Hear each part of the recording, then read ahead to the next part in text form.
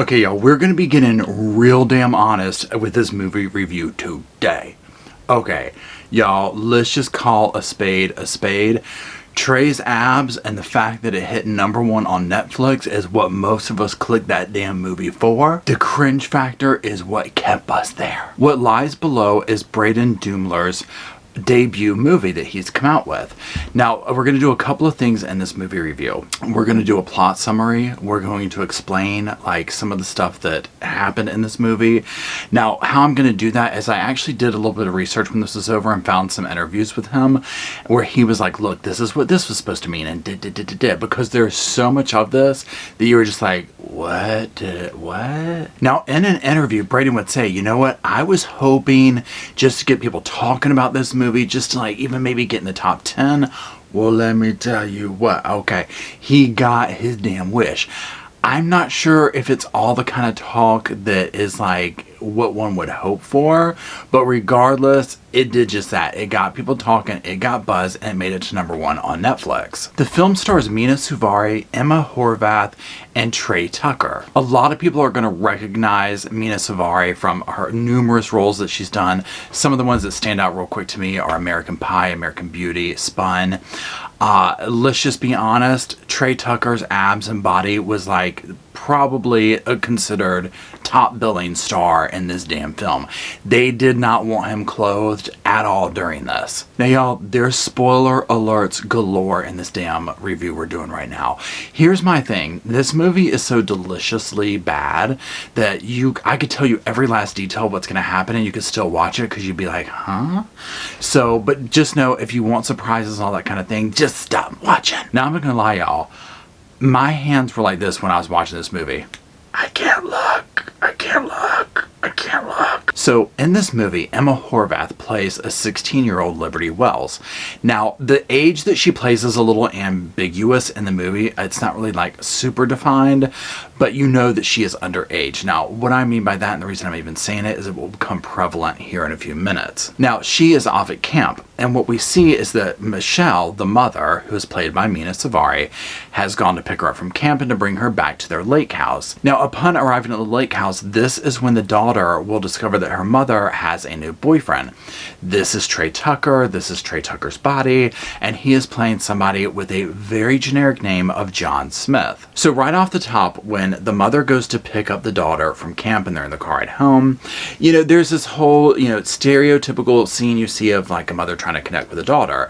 But in this one, it's so extra, and you're just like, you know, this mother is like trying to seem like more of like a friend than a mom, you know, just like super thirsty kind of a situation for attention from the daughter. Now, also, this is just my personal opinion. I just did not think that Mena was a really great role or actress for this role. She kind of was like almost over the top with her performance to where I was like, ugh. Like, is she meaning to act like this over the top? Like, is this on purpose? Because it just came off as really weird to me. Now, regardless of how I feel about all that. So they get home, and this is when, you know, the mother's like calling to somebody, and the daughter's like, who is she talking to? And then here comes John Smith, aka Trey Tucker, in his body. And he walks out of the lake, and he's literally in a Speedo. And you're kind of like, whew, oh, mercy, Roscoe, go get the damn fan for mama. So he comes out of the water, he's in a Speedo, and he goes up to introduce himself to his new girlfriend's daughter. So that part's a little bit awkward, you know, and it's clear that the daughter, Liberty, aka Emma, has, you know, a crush on this guy. I mean, he's super hot. Well, the mother makes like some sexual comments about him to the daughter, and you're like, my God, you know, it's just so awkward. But because you can feel the girl's like, you know, attraction to him, it also makes it kind of awkward. So then John's sitting there talking, and he tries to like give her this little gift, you know, try to break the ice or whatever. And he's going into this entire explanation of what it is. It's a bracelet, #1. And basically he's he's like, telling her all this fancy big words in his, brazen bounty paper towel man voice. Now he starts talking about the stone that's on it, and he's like, it's a Navajo stone of life. It's representative of the goddess of fertility. And that's where I was just like, okay, this is weird. You're talking to your girlfriend's underage daughter, teenage daughter, about fertility, and you're in your Speedo. I mean, I don't know. I just feel weird with this. So anyways, that's where he, honestly, for me, I was just like, this dude is super creepy. Like, right off the rip, we already know that there's going to be some vibe going on with him, and that not all is what it seems, because it tells you this in the description. And so I'm just like, oh my God, we're going to watch one of those movies. You know what I mean? Where he's going to like groom this daughter, and some horrible stuff is going to happen. So right away, I was like, okay, I'm done with him. You know what I'm saying? I was like, I'm done with him. He's no longer hot to me. Now, we'll also learn that, Mr. Hunk is an aquatic geneticist, and he has a special interest in lampreys. Now, these apparently are like little devil snakes, we'll just call them. They're what nightmares are made out of. And so it's just all the fitting that he wants to, study these things and all that kind of stuff. So this is like laying the groundwork for his obsession with water, which kind of seems like legit at first, because you're like, okay, but it will lay the groundwork for what's to come later. Now, he's also turned the basement of their lake house into like a little science lab for this lamprey kind of situation, but also it has some sinister stuff going on down there, which we will see later. So we enter into the movie with this knowledge. Now, what we end up seeing is a lot of this like awkward, vibe between the daughter and him, some of the awkward behavior between the mother and Trey, in front of the daughter, this kind of stuff. But you're also definitely seeing through this lens of the daughter being attracted to him, which just kind of gives it this odd feeling. And as it goes along more, you see where he's kind of playing into that. So again, for me, I was like, oh my God, this is just, I can't take it. It's so awkward. And the fact that the mother seems oblivious to any of this along the way also makes it awkward. So that aspect in the beginning of this film, for me, it was like, okay, cool. Like, if you're looking for that awkward, cringy thing, I mean, the director got this down. Now, all this awkwardness, all this little back and forth, all this little long gazes, all that stuff, it leads up to this thing one day where the daughter is going to go on a little boat ride with Trey around the lake to check on these little lamprey traps. And so they're having a quiet moment, and he's doing the little, steering of the boat and all this, and you can tell that she's kind of into him. So they get to this one part where he's trying to reach this trap, and of course he's like, I'm going to need to take my shirt off to properly do this. So he takes his shirt off, and of course, he's super hot. And so then he's like, you're going to need to hold my leg so I don't fall out. And that's where, honestly, all this part, I was like, oh my God.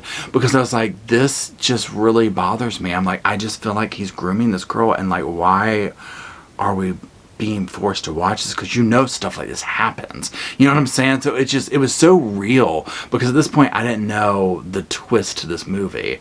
So that's going on. She's doing all that. Now, after, he gets back in, he stretches back in the boat or whatever, she starts her first cycle, if you will. And his initial reaction is he grabs his shirt and kind of cups her with it to, prevent her from, bleeding everywhere. And it's super awkward. And you're just like, this is how I was. I was like, I can't. I was like, I'm gonna have to turn the damn movie off. I was like, why is Netflix assaulting all of my damn senses with this? This is next level. I was like, this is no.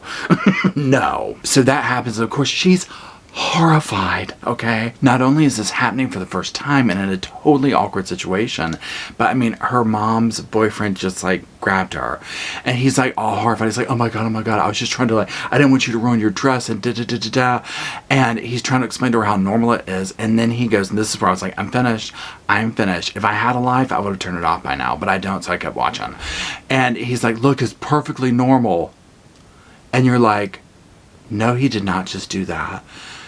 He did not just lick his fingers. Y'all, I was ready to write. I left Netflix a damn 1-star review at that point. Okay, I was like, y'all can't be doing this to me. We already know. At this point, Libby's like, this guy's messed up.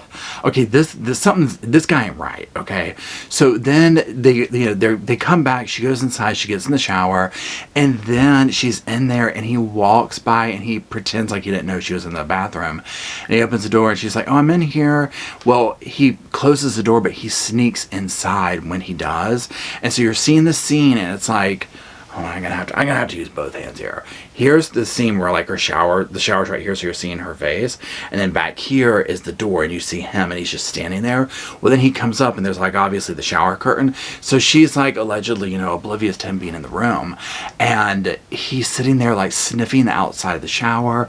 It looks like he's licking the curtain, and then he's taking the shirt that he had, his shirt that had the blood on all that, and he's smelling it, and you're like, what does she look like? Because the whole time I'm thinking this is already creepy. Something's going to have to be done. Mom's going to have to know about this. But what if, he's so brazen, like at this point. So it makes you start thinking, well, where's the mother?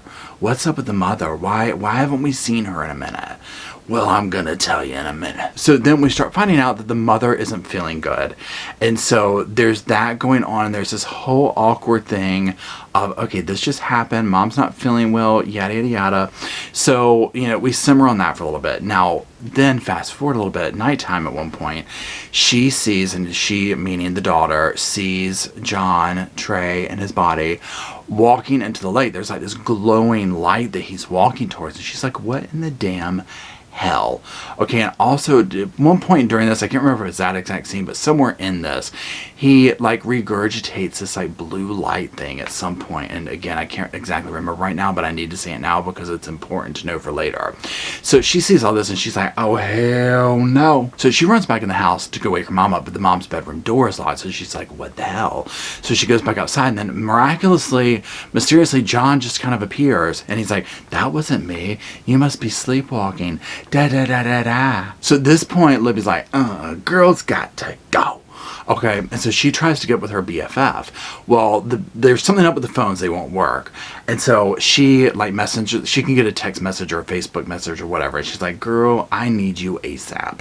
Okay, and she's like, I can't come now, but I can come tomorrow. And she's like, girl, just get here when you can. Okay. So that all's going on. So remember, the mother's been getting sick, all this stuff. So when we revisit this whole scenario, the mom's telling the daughter, she's like, I think I'm pregnant. Now, your first thought is, can you still get pregnant? To be quite honest, and that will become prevalent later.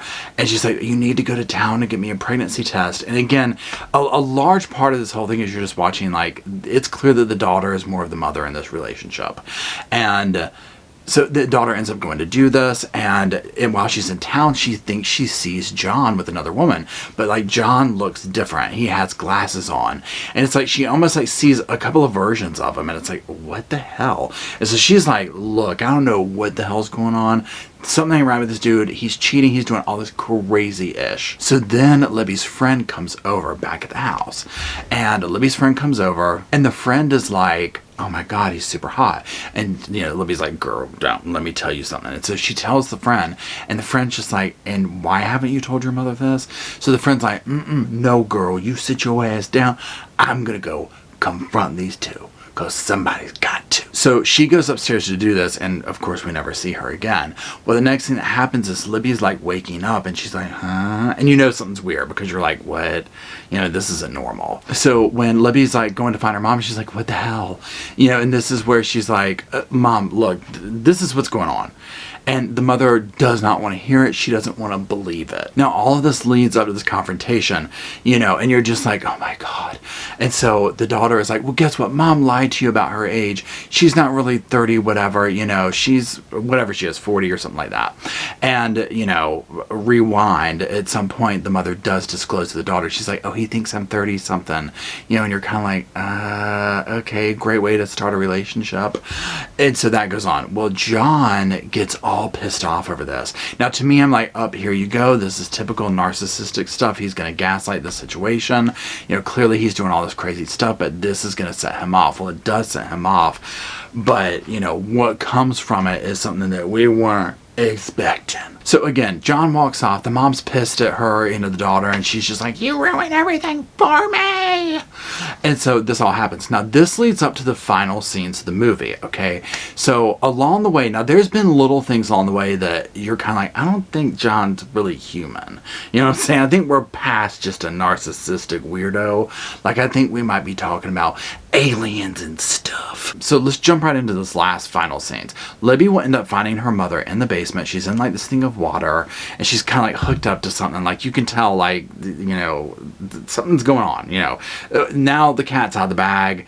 This stuff is abnormal. The mother's hooked up to this weird contraption, yada yada. She's unconscious. Well, Libby's trying to like help her mother. She's like, Mama, get up, we got to go. Now, all the while, John is trying to get back into this little basement area or whatever. And this is where you start seeing these signs that he's not really human. Like, you can see, like, if he takes a step, it's like an alien foot or something like that. So weird stuff is going on. Now, you've also learned throughout this that John can't be around salt. And so this is the thing. So remember, this is part of the research he was doing for these lampreys, which you start to see, oh wait, maybe this is just for himself. But Libby's able to fight him off by throwing salt on him, and this is like his kryptonite. So she frees her mother finally, and you're like, run for it, girls. And they start running down the road, but then John comes back and he catches them, so they almost get away, but they don't. And so there's that. And so you're kind of like, okay, wow, that was like really torn up.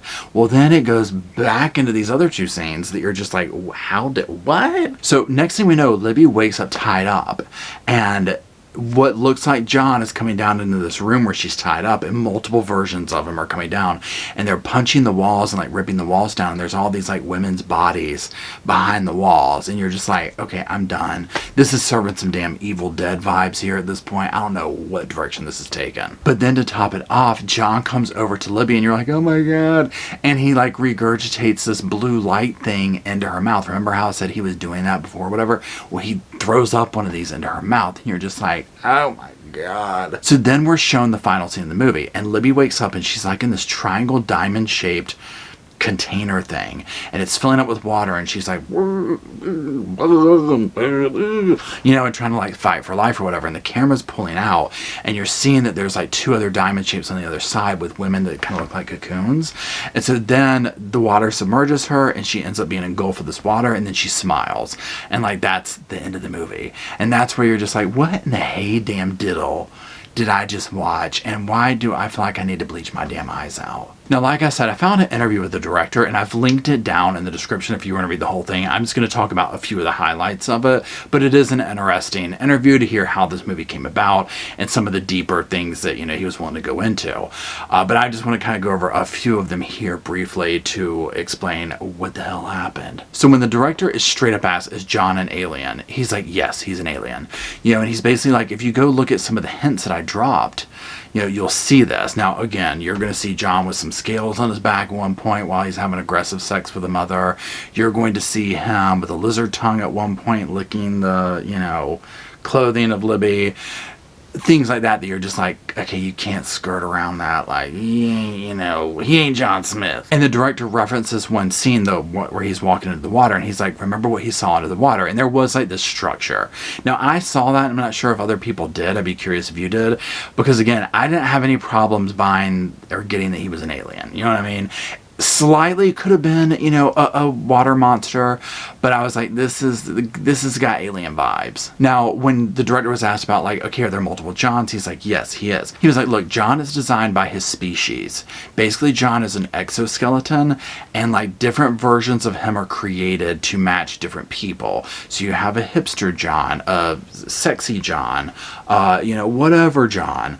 Yeah, but there are multiple versions of him, so no, they're not the same one, obviously, but, you know, that whatever this creature is, it takes on this shape and identity and tweaks it. The director says, however, they are always after the same thing as that, and that is collecting specimen. So then when the director's asked, so was that final scene on a spaceship? And he's like, yeah, it was. And then they're like, so what's up with Libby at the end when she starts smiling? He's like, now she can breathe underwater, and she realizes it. And then the person is like, what in the hell was the blue light thing?